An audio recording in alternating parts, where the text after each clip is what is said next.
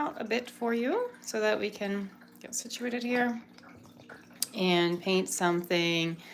I've got about 30 minutes. Just gonna light up my stuff here, make sure everything's straight-ish. Straight-ish it is. Straight is going to get for now. Okay, I'm going to tape down I'm using 100% cotton paper. I pulled out some Saunders that I had left over that I had ordered a few years ago. I had ordered some sheets and I never got down to finishing it. I'm down to 1 pack of Arsh, so I'm pretty sad about that. And so I'm trying to use this in the meantime so that I'm not using up all my sheets of Arsh. Trying to find also a better place to buy it so I'm not spending so much. It's super expensive. If you've never bought sheets of Arsh before, it is pricey. Pricier than I'm used to anyway. You can also just buy pads of paper and cut those down to size. I like a little, mine are shy of 4x6 and that's my preference. But obviously you could use any size that you preferred. And that can be, let me see if I can get my own live here. So if we got any comments, I can respond to that eventually. I do have it set up though, so I cannot see my screen right now. So there we go. That's why I'm trying to get my own live going here so that I can see it. All right, I'm gonna spray with water. It'll be just a minute until I get that set up and then I can see. Hello, hello, hello. So I think I'm just going to paint some landscape intuitively, which means I have no reference. I'm just going to go for it and see what happens and see what I feel like painting. I'm going to grab some different paints here. I'm going to grab my Red Bud pigment paints. Hello, hello, welcome, welcome. Thanks for joining. Oops, these are not the paints I wanted. Hold that up. I think I'm going to use these ones. This is a Christy Rice palette. And I took off, she has another fold out palette piece here.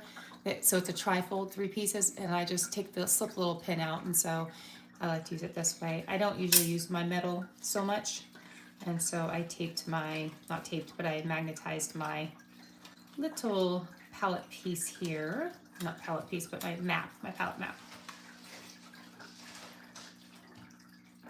Sorry, what is that noise? Cat was up to something. So anyway, now that I messed it up completely, what am I doing here? All right, anyway, so we're gonna paint with those. I already wetted my paper. I already got my paper wet, and so I'm going to take a yellow ochreish color. I've been really enjoying starting off my painting with these colors. I'm not sure why can't get my live to pop up. That's okay. It's okay. So if I miss commenting, my apologies. Okay. I am just going to paint whatever I kind of feel. I don't know. Something quick and loose. Something maybe with probably similar-ish colors I've been using. Been kind of in a practice mode where I paint very similar things a little over and over. And I feel that, yes, that might be monotonous, but I feel like it gives you a chance to kind of get some muscle memory going and figuring out the things that really work for you and the things that really don't work for you. Maybe the things you want to work on, the things you'd like to change, especially using this new paper here since it's so different for me. I'm not sure if it will be a keeper, right? I kind of did use it to also see if I would like it. Okay, my colors are out of order here. Oh, that's right, that's right. Okay. It's like, wait, these are not matching up. Are these so different? That's why it's so important to use a color map so you know what colors are doing what where they're doing. Hello, hello, hello. And so it is important to pay attention to the colors you're using and how they respond and all that. So let's see, I'm going to use a bit of, I think this is called, oh no, I don't want that one. I think I want Magic Spell. And again, my paints are, yep, that's the color I wanted. So I'm gonna bring a little bit of this grayish blue in here. And I'm just going to add that along the top so it kind of mixes in with this pinkish color. And so we have this kind of light and moody and, you know, sky that doesn't make sense, and it doesn't have to make sense. Nothing has to make sense. Just enjoy what you're doing and paint what makes you feel good. Hello, hello, hello. I don't know why it says a message retracted. That means you can take your message away. I didn't know we could do that. Very cool, I guess. Oh, thank you, thank you, thank you. Hello. Oh, good. Thank you, thank you. Appreciate that. Hello, Brazil. Hello. Is that? I don't know. I'm not sure what that says. I wish that YouTube translates, but it does not. Okay, so I'm going to add some little bit more. So I've been focusing on these very glowing kind of landscapes lately. Whether it's mostly from like an ochre color, but kind of been just focusing on that a lot. So that the light, I love the light. The light is what makes me happy. So you'll see a lot of that. And I think everybody should focus on what makes them happy and what really intrigues you in art, right? Instead of maybe what you think. Like I often contemplate getting caught up in painting what I think people want to see, right? Especially with social media, I often see other people maybe doing a lot better than me, right? Or just that kind of thing. And so then I think, well, I should paint that because obviously that is liked more than what I'm doing, right? But the other part of me has to stay true to what I love to do, and I love to paint intuitively. I try to use reference every once in a while. Madeline and I have been painting from references on Instagram. Sorry, stuttering there a little bit. On Instagram.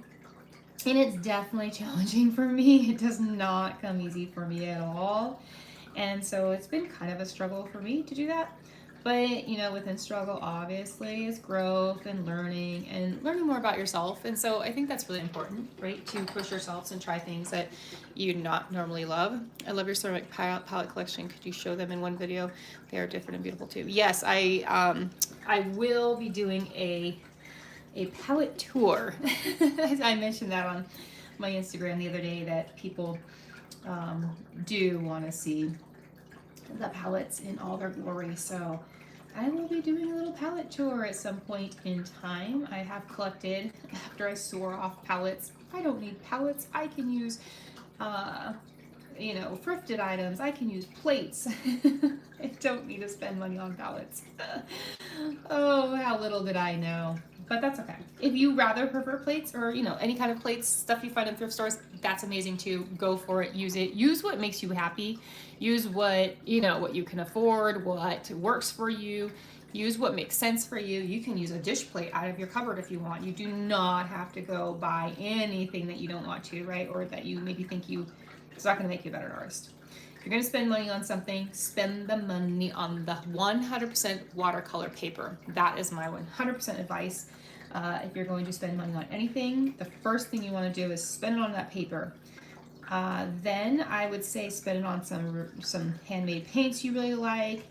And then lastly, brushes. I think brushes are kind of the good brushes are wonderful and amazing, but I feel like you can still make really good art with not so amazing brushes. I don't think the brushes have to be the amazing thing in the equation, but that's just my opinion. So it could be different for other people. What are your favorite colors and mixes? Oh, that's an endless question. I don't have it just goes on forever. Once I got into watercolor and handmade paints, and even just when I first started with commercial paints, it just goes on and on, right? There's no limit. You could just mix all day and all night. You could go on here on YouTube and just start searching if you like Daniel Smith colors, or you saw a color you like, whatever it is. Say it's Moonglow by Daniel Smith. Just YouTube Moonglow by Daniel Smith mixes, how to mix, and you will come up with so many people doing it and showing you how to do it. And I feel that's a great way to learn how to mix, a great way to play with what you have.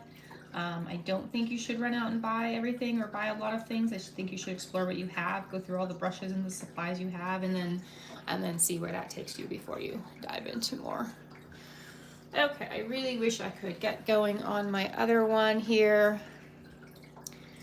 I am trying to trying to get this going on my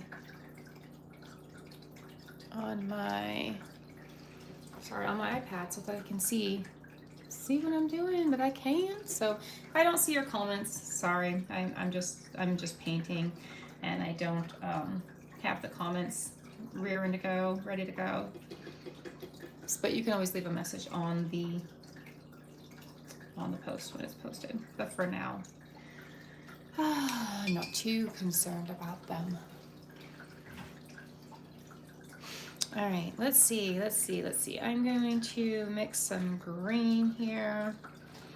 Need a little bit more water in these paints. Some paints re-wet really easily and others do not.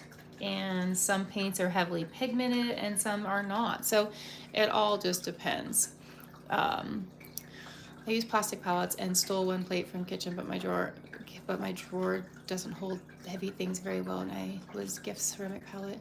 The whole thing. Yeah. So with plastic, if you are using a plastic palette and you don't like that beading, you can use like an abrasive scrubber. Like there's a certain brand, but you can use any. You can use a Bonami or Barkeeper's Friend, or I don't know about Ajax or something, but or you can also use toothpaste, and you just basically you're wanting to scratch up that surface on that plastic so it doesn't bead up like that. And by using something abrasive, that's how you would do that. And so then it won't be as beading and pooling, how the water pools when you're going on the plastic like that. That can be a little bit annoying. I'm not a big fan of plastic. I have used it, obviously. I've used it a lot in the beginning. I also used the metal tins like I just showed you a lot in the beginning. Go little fruit fly, go. But I don't prefer those anymore. They kind of, I guess the novelty wore off, and so now I've moved along. I've upped my game, I guess you could say, a little bit. And it's just what you're comfortable with. If it doesn't bother you, I say it doesn't matter what other people, right? Use what works, honestly. And yeah, especially if you have a dedicated space where you can leave your stuff out at all times. I often like to stand up and look at my work, so if you hear my voice changing, that is why. I like to stand up and kind of see where I need more contrast, where I need more color, where I just might want to add something, and that perspective really helps by changing it. And then I can kind of just take more colors and just add and take away and work through things, maybe blur them out, maybe just add some more color in different spots, and then just keep kind of playing and letting things take shape on their own. But I do like to keep looking. A lot of people like to walk away from their work and look at it in the morning. I do that sometimes, but it's not predominantly the way I work. Mostly I just like to look at it as I'm working and trying to see if I like the direction it's going. I mean, I am a quick artist, so I imagine people that spend hours on their stuff, it's a little bit different, right? They probably do step away and go do something and come back to it and see if everything's looking. But I am, on average from 15 to 60 minutes, sometimes an hour and a half, but not super often do I spend a ton of time. I will rework pieces or do pieces over. Sometimes I'll add to them, especially if it's a piece that I'm doing for a collab or a group, like a group painting or something, I will. Or if I'm doing a live and I just haven't finished, when Madeline and I do our lives with our AI reference photos, I will often not finish in time, but during the time we're painting live. And so I will just go and finish that later. And all right, gonna look again here. yeah, just keeping it really, really simple today. I'm not even painting real trees. These are just blobs, suggestions of trees. You're going to imagine the rest of this. You're going to let it tell you a story for yourself, right? I don't want to tell you the whole story. I want you to get some sort of maybe emotion or feeling from it. If you feel that it's, you know, whatever you feel. Maybe it calls to you, maybe it says something, maybe it reminds you of something, maybe it brings you back to a memory, anything like that. That's kind of what art is fun for, right? And I'm probably overdoing it. So your paper absorbs the paint so well. The dark became so soft. I still work on my patience and the ratio water. Absolutely. That takes a long time for me. I'm an extra beginner and still cellulose paper. That would be the biggest thing I'd say get away from. Get away from the cellulose paper. Move to 100% cotton. You'll be doing yourself a huge favor. Bao Hong, Meeden, Arsh. Arsh not as affordable, but Bao Hong and Meeden are very affordable-ish. Better than, I mean, they're not cheap, but they're affordable-ish, you know. And cut them down to size. If you have a block that's 5x7, cut that 5x7.5, and then you get 2 pieces of paper. Especially if you're using Saunders or Bao Hung Artist Grade and Arsh, you can use both sides. So for every 20 sheets, once you cut that, you know, if you're buying a block, let me show you. If you're buying a block, and where is mine? If you're buying a block, I just had one here the other day. Hold on. I know it's here. Okay, if you're buying a block this size, right? This is Artist Grade. This is the one you can use both sides. Okay, this is a roughly 5x7. So you paint 2, right? I just sometimes will divide it in half, and you can cut it in half. And then you can also use the back side. So there's 4 pieces per paper, right? And this, I believe, comes in 20 sheets. So right there you have 80, right? 80 pieces of paper. And that's a pretty darn good deal for, you know, for the price you're gonna pay. In my opinion. You could even cut those down into minis and get 8 out of those if you really wanted to, with the backs and fronts. I bought Bao Hung to try, but will take a month to arrive. Yeah, definitely. And you know, all the bigger craft stores have, no, do they? I think most of them are Arsh. Obviously, you're not going to find Meeden or Bao Hung. I mean, at least in my stores, I don't have them here. I don't really have many art stores. I'm down to like Michael's and Joann's and another store that I don't shop at, but unfortunately, I wish I had better stores. But so I do have to shop online for most of my supplies. But yeah, you definitely get to get in that good paper. You'll notice a huge, amazing difference, and it won't be anything like you've ever. It's just night and day change. I held off too long myself. And I do regret that. So I was trying to be frugal and it was so expensive. I was like, come on, I can't spend this much money. And in the long run, it's not that bad. It's just, it is pricey. But I do wait for paper sales for Jackson Art to go on sale. And when they do go on sale, if you ever see a post of mine on Instagram and it says that they're on sale, that means it's a really good price. And if I say stock up, it means they won't get much lower. So we did stock up about 2 years ago and I haven't found that price again. And so that's why I say my supply is dwindling down.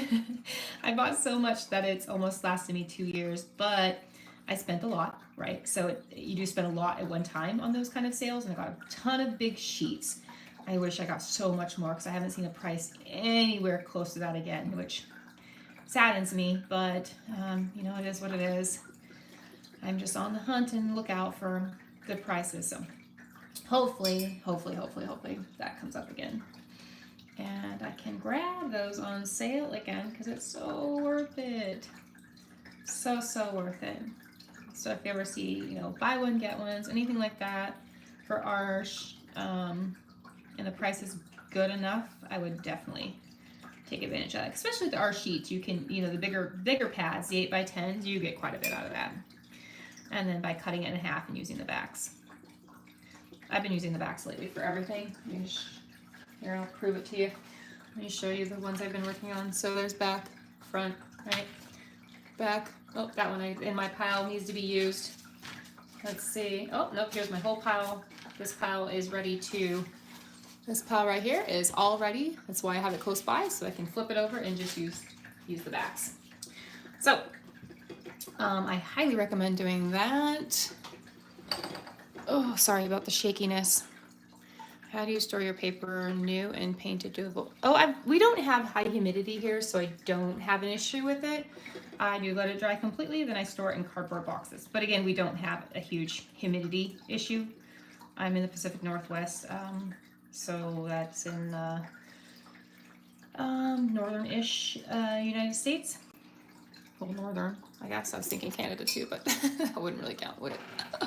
Wow, Amber. From the west. Oh, thank you. Yeah, thank you.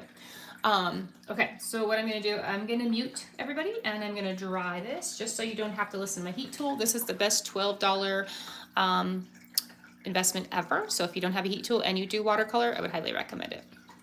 But I'll mute you so you don't have to hear the noise.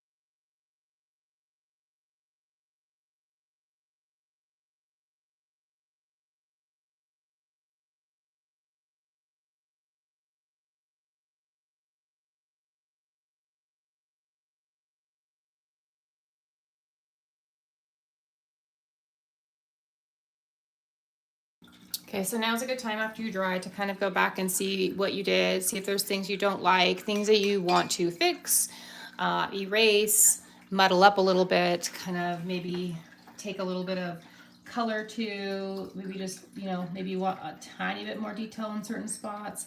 Maybe you don't care for all this yellow that I dropped in there, which I'm going to just put some green over and then just kind of blend in a little bit more, so that it's less in general. And you can keep adding to that since it's wet now. Or you can leave it alone and not risk messing it up. So sometimes, adding more or messing with stuff does risk you, give you the chance that you could do things that you don't like and mess up something you really did like. So there's always a chance that you could do that. But you could also, if you really wanted to, take a detailed brush. If you wanted to, you could go in and just add a few,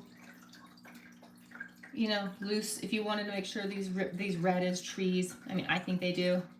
But you could always just go in with a little brush and maybe just add a few trees out here.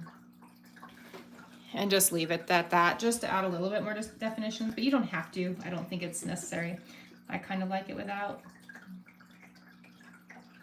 Now see that I don't like, that one I don't care for.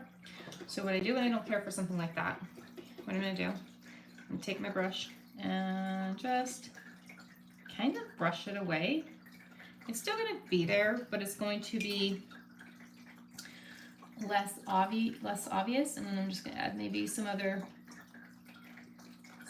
bits here with my brush. My brush is a little bit wet, and so wet and paint. So I am just taking some color and just kind of lightly filling in that space just a little bit more to cover up what I didn't care for. And again, this is all practice. It doesn't have to be perfect. It never should, never my stuff. My stuff is never perfect. I'm all about the practicing, the experimenting, the seeing where it takes you, the getting a feel for your paints and your brushes and your paper. Again, this is new to me paper that I don't really use, and these paints I use, but I don't use as much as my other handmade watercolor paints. So these ones I do love. I just don't use as often. I don't have as many of them, so I don't get the chance to play with them as often as some of the paints that I have a lot of. And that also depends on, who I work with and who who I've been working with and the longest and all sorts of stuff like that. So handmade paints to me are one of my favorite things about watercolor. They can be so much fun, and then once you get into the granulating paints, they can do not all the work for you, but they do so much work for you, especially if you're a beginner. They just take away a lot of the pressure to make beautiful mixes and make sure you're getting your mixes right. Just gives you a chance to play and feel successful sooner, I feel, than just plain single pigment colors. All right, so thank you, thank you, thank you, thank you. Very kind of you. I am going to splatter some shimmer on there. What I like to do when I splatter shimmer, I like to cover the areas I don't want the shimmer. I used to use my hand, but I don't think that's a great practice, and I don't really want to share that I do that anymore. So I'm going to use paper. I just use old scratch paper, cover it all up. I grab a size 4 round, which looks like this, and I wet the shimmer. So let's grab my go-to shimmers here. These are my go-to shimmers. This is from Cosmic Creations. Laura, she makes amazing handmade shimmers, and I am going to think about what color I want. Let's use, I think this is Irish Moss? Yep, that's Irish Moss. We'll go with Irish Moss today. So what I like to do is take 3 or 4, maybe 5 or 6 drops of water, and I stir it up, kind of making a thicker, I won't call it paste, but kind of a thicker shiny liquid, kind of like a flowing ink, if you could imagine that. And so, and I take that, and then I'm going to do this on a cloth that I don't normally use because I usually use what's next to me, but you can't see that. And then I just dry off this whole metal part because it goes in my water cup and I don't want drips. And then I'm also going to dry off my top of that brush right there to absorb the water, because you don't want a bunch of water sprinkling onto your paper. So, as I got, is it a bug? Hold on, are you in there? Oh, no, just a piece of fuzz. Okay. I don't kill things, so I will relocate whatever is in my in my workspace. All right, so I'm dipping some more so I can get more splatter. I'm going gently at first because I don't want to over splatter. I'd rather have less and start off with less and splatter very gently. So I'm tapping my brush with my hand, just like this, very lightly, and watching how the splatter comes off. If I'm getting too big of drops, then I probably know either my water, I have too much water, or I also have a too big of a brush. So you can go down to a size 4, or you can try a different shape brush. You can try a liner brush. You can try a mop brush. I'd practice on other pieces of paper if you're not super familiar with using, with splattering. Okay, so the last thing we're gonna do is we're going to add our birds. So for birds, I like to take a dark color. I'm gonna take a bit of a brown. I'm just gonna mix it in with the green I've been using, and maybe a little bit of a granite color, and again, just mixing that in with a pile I already have. I want it to be pretty watery. I don't want it to be super thick, but I don't want it to be so watery that we're gonna lose the color. So I'm also taking my liner. It's a very, very thin brush, and I'm also dabbing it on the paper, on the cloth towel next to me, so that I'm not getting extra water on my painting. I just like to do very light. Sorry, I don't talk when I do birds. I barely breathe. Just do some very, very light. Oh, that was too much paint, you can tell. Gonna get a little more water in there. You want it to be waterier, more watery than thick is better. Okay, and we're just gonna make sure our brush is shaped the right way, and just add very, very simple birds. V-shaped birds. I don't even do upside down anymore. I just do those ones. And I feel, whoops. All right, got some paint doing something crazy over here. All right, we're gonna go with that later. All right, lastly, we'll take off our tape here. And this is not my favorite tape. This is a cheap tape, so I would recommend using Holbein soft tape. You can get it at Dick Blick, so you can also find it in kind of a more bulk order Amazon. You gotta do a little more searching for that version, but it's much better than plain masking tape that I'm using that leaks. So this tape I use, I just have too much of it, so I'm using it up. You can see the leaks. The leaks don't bother me, but I know they bother some people. They just really don't bother me. But see that shimmer? Ooh. And that is all one color. So you can see the color change in the shimmer. I used Irish Moss. There we go.